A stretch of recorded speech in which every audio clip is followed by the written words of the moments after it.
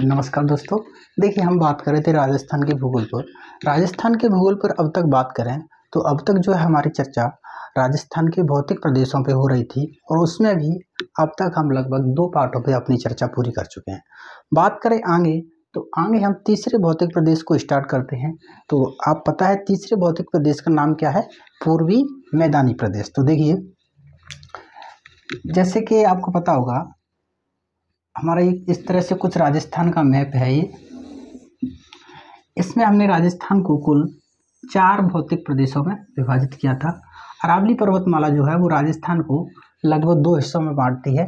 इधर वाला भाग मरुस्थल वाला भाग, अरावली पर्वतमाला भाग, इधर वाला भाग हाड़ौती का पठारी प्रदेश, इधर वाला जो भाग है वो क्या कहलाता है? हमारा पूर्वी मैदानी प्रदेश। तो इधर वाला जो भाग है वो क्या है? पूर्वी मैदानी प्रदेश। तो आज हमारी जो चर्चा रहेगी विशेषतः इस भौतिक प्रदेश पर रहेगी, पूर्वी मैदानी प्रदेश पर। तो बात करें पूर्वी मैदानी प्रदेश की तो सबसे पहले बात कर लेते हैं इसकी उत्पत्ति के बारे में। पूर्वी मैदानी प्रदेश की जो उत्पत्ति है वो किस काल में हुई? तो इसकी उत्पत्ति जो हुई हमारी प्लीस्टोसीन काल में।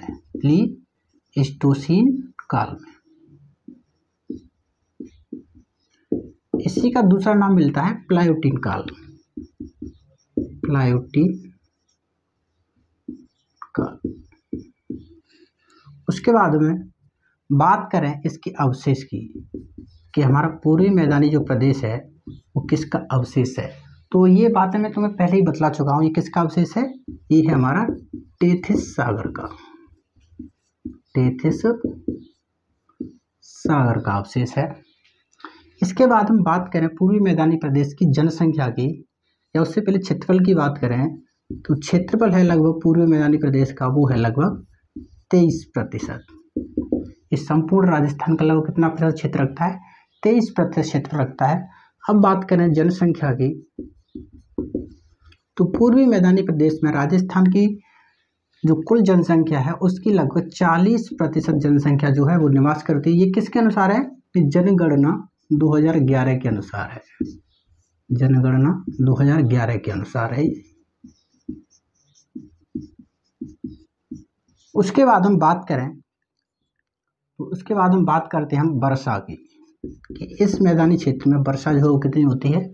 तो वो लगभग होती है हमारी 50 से 80। आपको पता होगा सेंटीमीटर में ही पता होगा। इधर वाले भाग में जो वर्षा है लगभग कितनी होती है? 20 से 40 सेंटीमीटर। अरावली वाले भाग में 40 से 80, इधर वाले भाग में लगभग 50 से 80। और दक्षिणी जो भौतिक प्रदेश है उसमें सर्वाधिक वर्षा होती है हमारी, लगभग 100 सेंटीमीटर तक वर्षा हो जाती है। उसके बाद हम बात करें तो वो आता है इसकी सीमाओं के बारे में। सीमा है कि इस भौतिक प्रदेश की जो सीमा है वो किस किस से लगती हैं। तो चारों सीमाओं की बात करें तो इसकी उत्तरी जो सीमा है पूर्वी मैदानी प्रदेश की उत्तरी जो सीमा है वो किससे लगती है? हमारी हरियाणा राज्य तक है। बात करें इसकी दक्षिणी सीमा, दक्षिणी सीमा जो है वो किससे लगती है? तो वो लगती है हमारी हाड़ौती के पठारी क्षेत्र से। हाड़ौती के पठार से। बात करें इसकी पूर्वी सीमा तो इसकी पूर्वी सीमा है वो लगभग उत्तर प्रदेश तक फैली हुई है। और बात करें इसकी पश्चिमी सीमा तो पश्चिमी सीमा जो है वो कहाँ पर लगी हुई है? हमारी अरावली पर्वतमाला तक, अरावली पर्वतीय क्षेत्र तक अरावली से लगती है। तो ये कुछ हमारी सामान्य जानकारी थी किसके बारे में? पूर्वी मैदानी प्रदेश के बारे में। अब बात करें पूर्वी मैदानी प्रदेश की तो देखिए, पूर्वी मैदानी प्रदेश का जो निर्माण है, इस प्रदेश का निर्माण जो है वो गंगा यमुना द्वारा लाई गई मृदा द्वारा हुआ है। इसका निर्माण किससे हुआ है? गंगा तथा यमुना नदियों द्वारा, गंगा तथा यमुना नदियों द्वारा लाई गई कांपीय मृदा द्वारा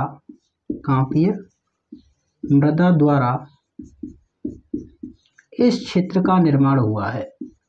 कांपीय मृदा द्वारा इस क्षेत्र का निर्माण हुआ है।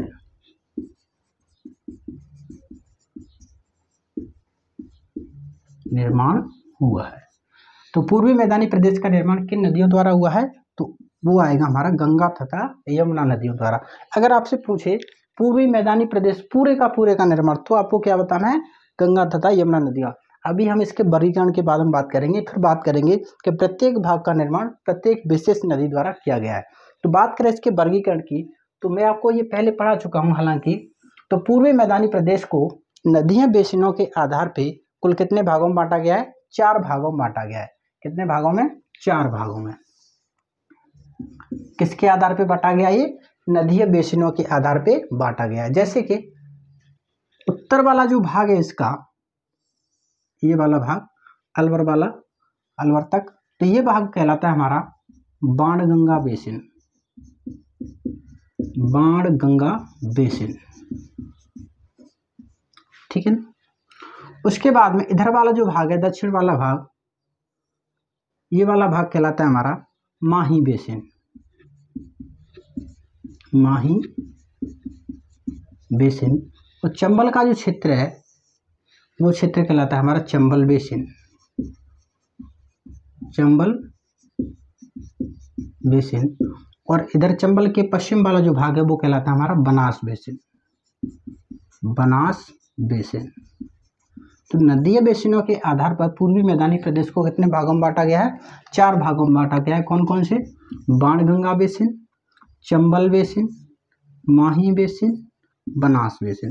हालांकि बनास बेसिनों को भी 2 सीमाओं के आधार पर बांटा गया है, एक पश्चिमी सीमा के आधार पे, पूर्वी सीमा के आधार पे।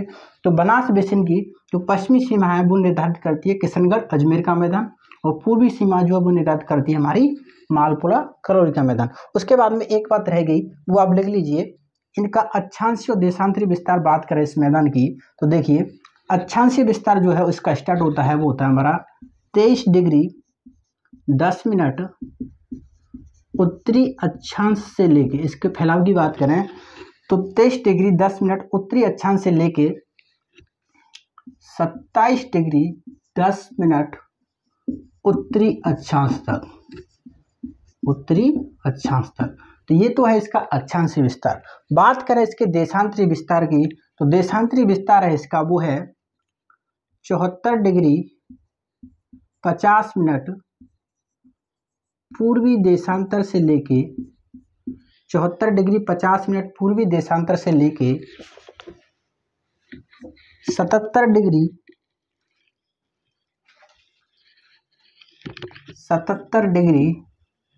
56 मिनट पूर्वी देशांतर। पूर्वी देशांतर।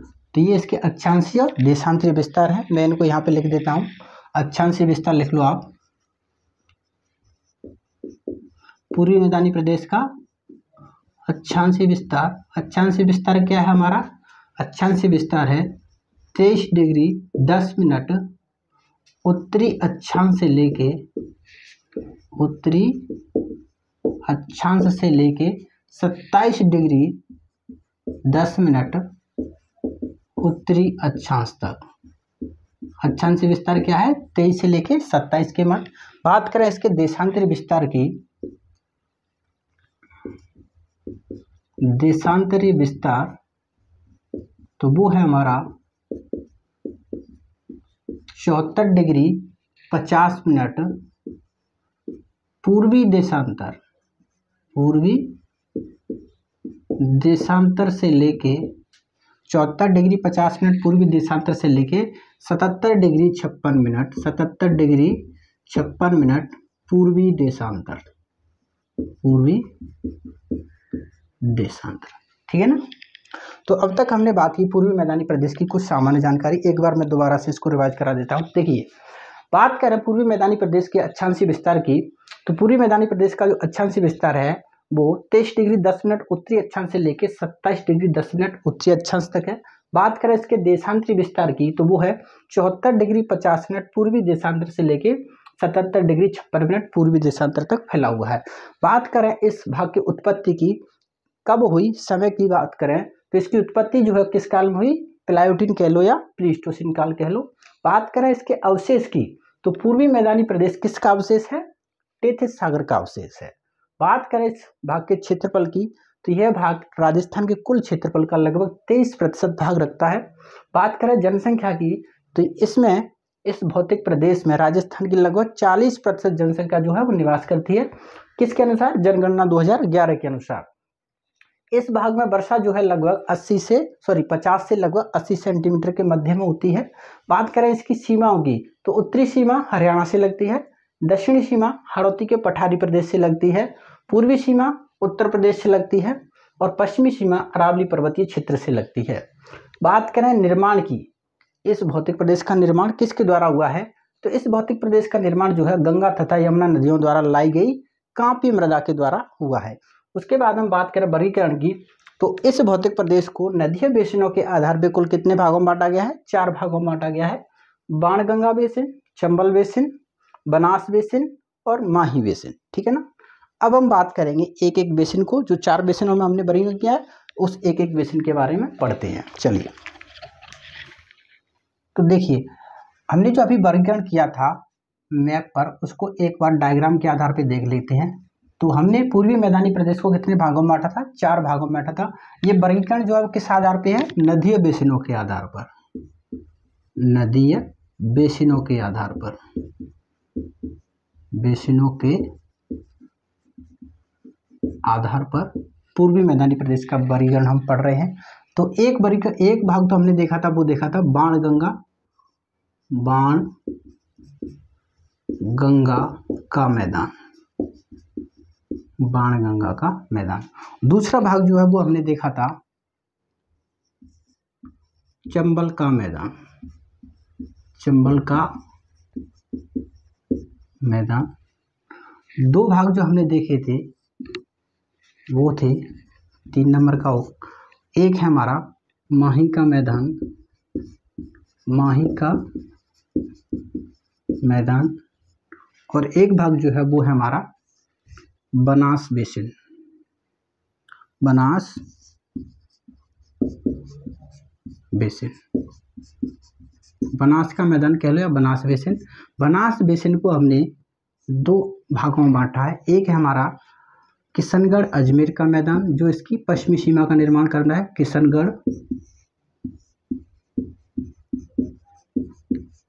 अजमेर का मैदान, और एक भाग इसका मालपुरा करौली का मैदान, मालपुरा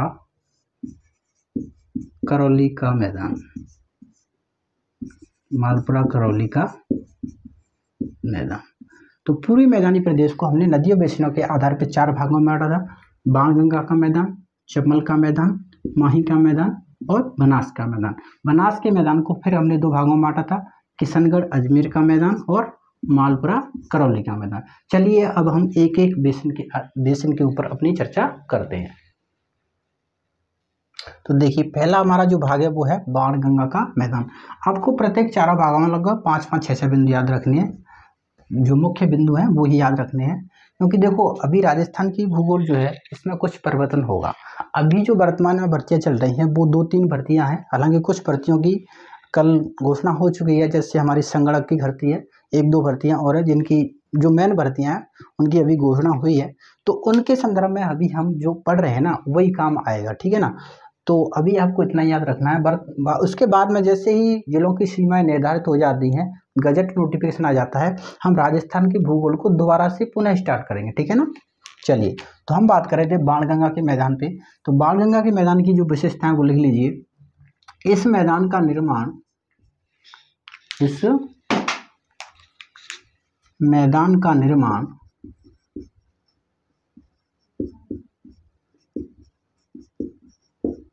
सतलज तथा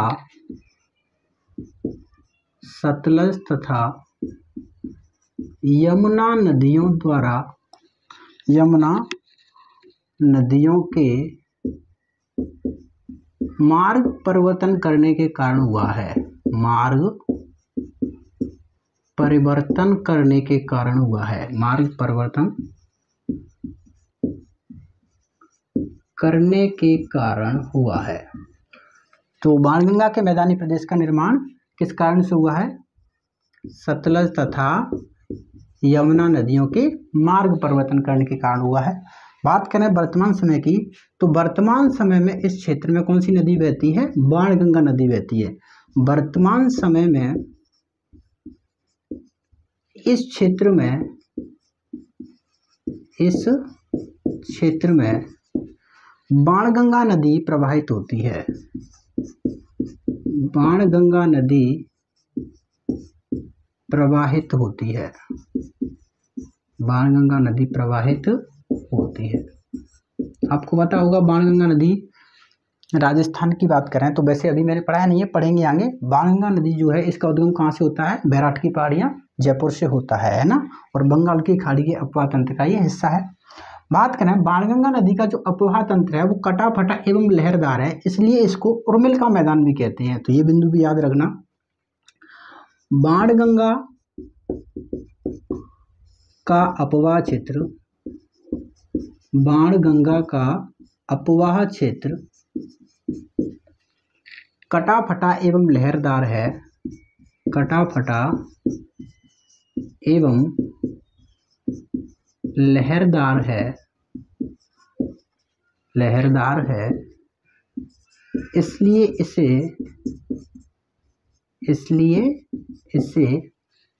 उर्मिल का मैदान भी कहते हैं। इसलिए इसे उर्मिल का मैदान भी कहते हैं। ये भी एक विशेषता है। कौन सी? उर्मिल का मैदान भी कहते हैं। तो ये भी आप याद रखना, याद रह जाएगा। बाणगंगा का जो अपवाह क्षेत्र कैसा है? कटा फटा एवं लहरदार है, इसलिए इसको किस नाम से जाना जाता है? हमारा उर्मिल के मैदान के नाम से भी जाना जाता है। बात करें अगली विशेषता की, तो इस प्रदेश की समुद्र तल से जो औसत ऊंचाई है वो है लगभग 150 से 300 मीटर। तो अगली विशेषता लिख लो। इस भौतिक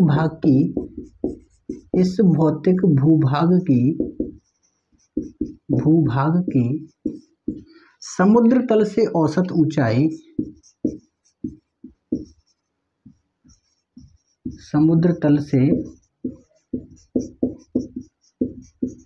औसत ऊंचाई लगभग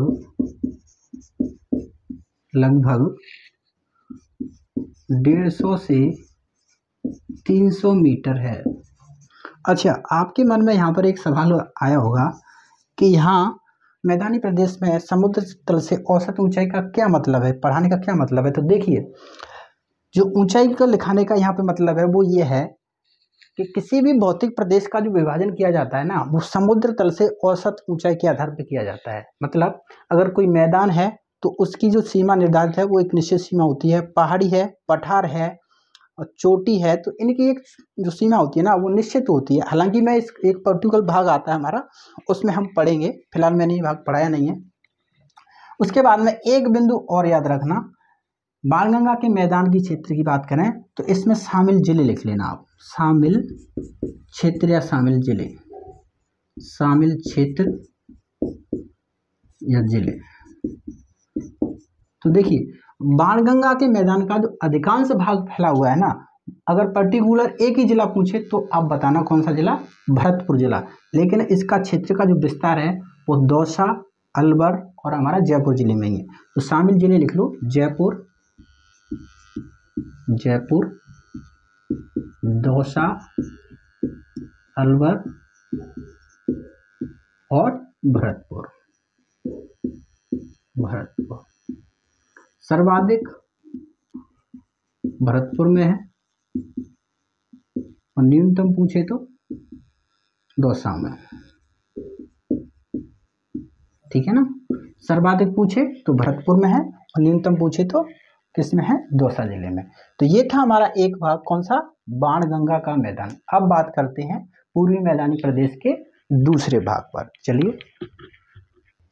चलिए अब बात करते हैं पूर्वी मैदानी प्रदेश के दूसरे बेसिन की। तो दूसरा बेसिन है वो है हमारा चंबल बेसिन। तो चंबल बेसिन की 2-3 विशेषताएं आप याद रख लेना। जैसे कि पहली विशेषता है, इस मैदान का निर्माण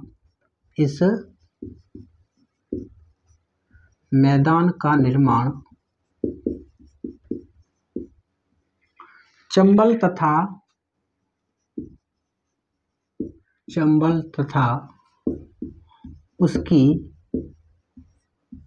चंबल तथा उसकी सहायक नदियों द्वारा हुआ है। चंबल तथा उसकी सहायक नदियों द्वारा हुआ है। नदियों द्वारा हुआ है। तो इस बेसिन का निर्माण किससे हुआ है? चंबल तथा उसकी सहायक नदियों द्वारा हुआ है। देखिए, चंबल बेसिन में कुछ उबड़ खाबड़ भूमि पाई जाती है। उस भूमि को क्या कहते हैं? हम बीहड़ क्षेत्र कहते हैं। तो चंबल बेसिन में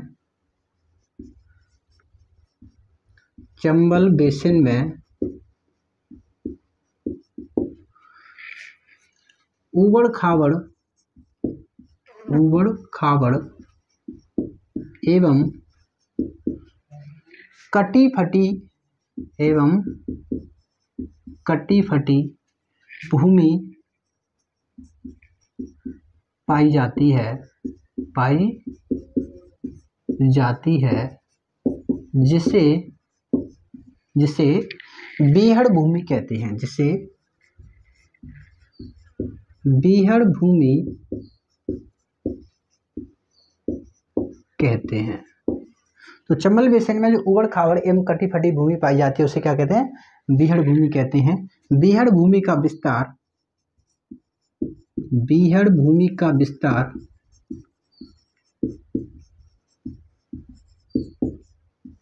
विस्तार सवाई माधोपुर,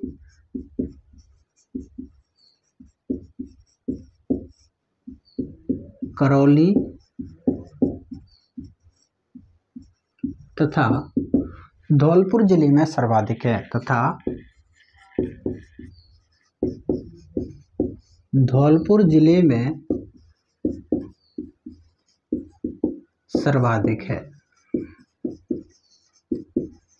जिले में सर्वाधिक है। तो सर्वाधिक बीहड़ भूमि का विस्तार किन जिलों में? सवाई माधोपुर, धौलपुर तथा करौली जिले में है। देखिए, इसी क्षेत्र में या चंबल बेसिन की बात करें तो चंबल बेसिन में ही हमारी क्या होती है? कुछ अवनालिका अपरदन के द्वारा कुछ विशेष प्रकार की चट्टानें निर्मित हो गई हैं। उस प्रदेश को हम कहते हैं डांग क्षेत्र। तो वो लिख लीजिए, चंबल बेसिन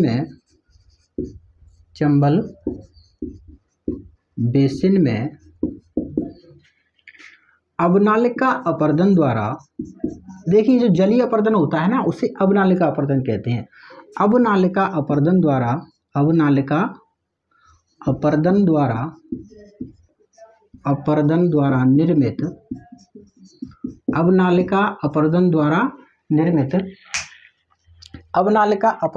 निर्मित भूमि को डांग क्षेत्र कहते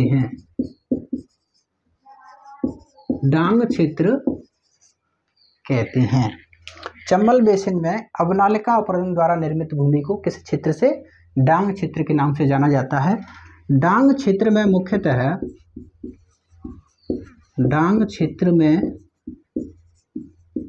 मुख्यतः हमारे ये जिले शामिल है। मुख्यतः सवाई माधोपुर, करौली तथा धौलपुर जिले शामिल हैं।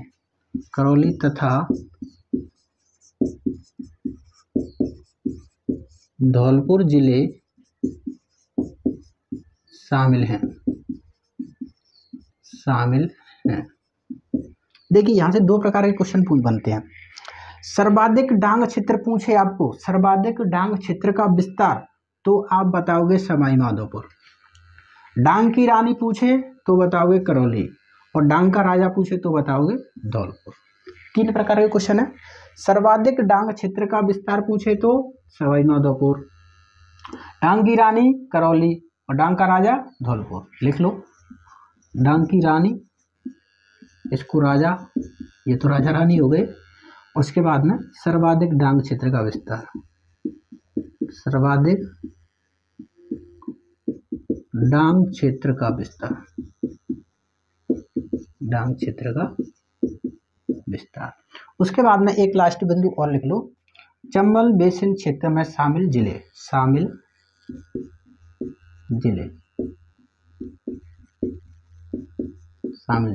जिलों की बात करें, देखिए जिले हमारे चित्तौड़गढ़, कोटा, बूंदी, चित्तौड़, कोटा, बूंदी, सवाई माधोपुर, करौली और धौलपुर। तो ये हमारी चंबल बेसिन में शामिल कुछ जिले थे और चंबल बेसिन की कुछ विशेषता थी। चलिए अब बात करते हैं पूर्वी मैदानी प्रदेश के अगले भाग की। तो देखिए, चलिए तो अब बात करते हैं पूर्वी मैदानी प्रदेश के हम तीसरे भाग की। तीसरा भाग का नाम क्या है हमारा? बनास बेसिन। तो देखिए इसकी विशेषताओं की बात करें तो इस बेसिन का निर्माण बनास तथा उसकी सहायक नदियों द्वारा हुआ है। बनास तथा उसकी सहायक नदियों द्वारा हुआ है। उसकी सहायक नदियों द्वारा हुआ है।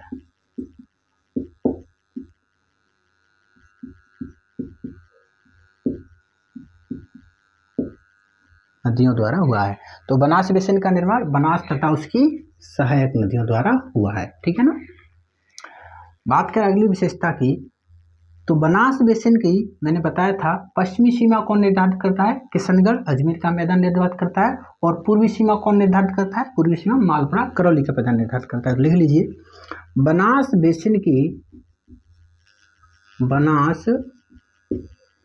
बेसिन की पश्चिमी सीमा का निर्धारण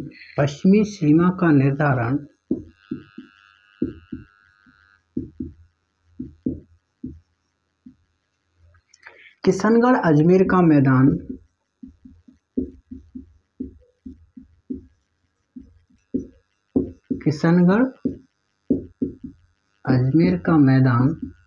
तथा पूर्वी सीमा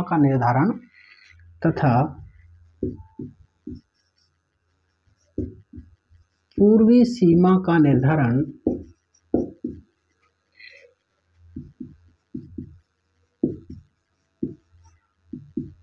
मालपुरा, करौली का मैदान करता है।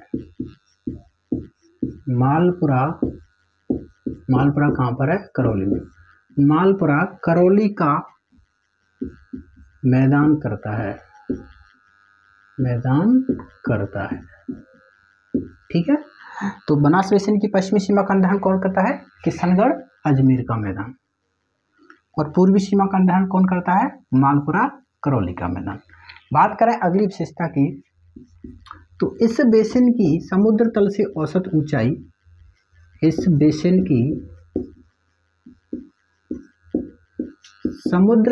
औसत ऊंचाई, समुद्र तल से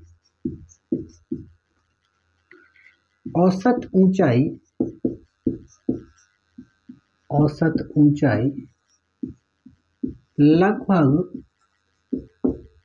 लगभग 280 से 400 मीटर के मध्य है। 280 से 400 मीटर के मध्य है। तो बनास बेसिन की औसत ऊंचाई कितनी है? लगभग 280 से 400